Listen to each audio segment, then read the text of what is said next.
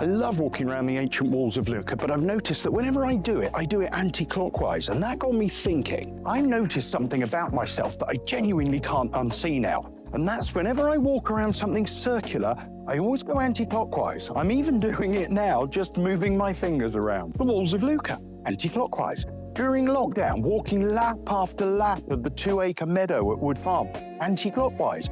No variation, no experimentation, same direction every single time. Except for once that I did it, and it messed with my head, and I went round and I did it again properly. At first I assumed it was habit, then I wondered if it was boredom. Then inevitably I started to suspect it might say something mildly concerning about my personality. So I looked into it. There is, it turns out, a biological explanation. Most of us are right leg dominant.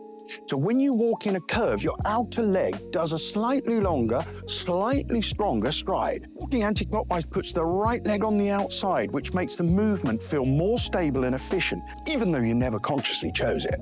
Which means my body made the decision long before my brain got involved. That's both reassuring and slightly annoying. There's also a psychological layer to this. When life feels uncertain, the brain craves predictability. Circular walking removes choice. You pick a direction once and then you just keep going. No decisions, no destination, just motion. That explains lockdowns rather well. Philosophically though, this is where it gets interesting to me.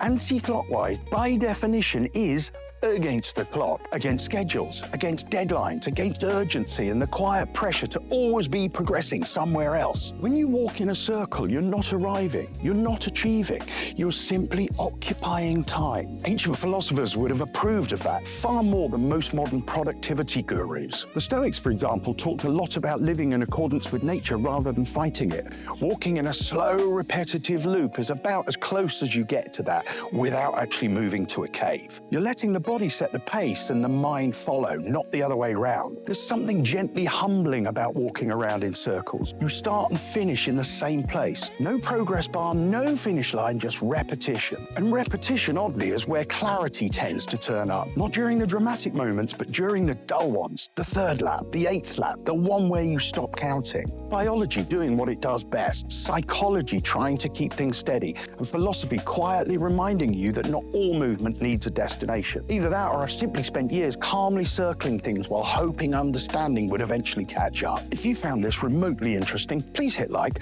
please leave a comment, please tell me whether you're a clockwise or an anti-clockwise person, and please subscribe to our channel for more stuff like this, but some interesting stuff as well.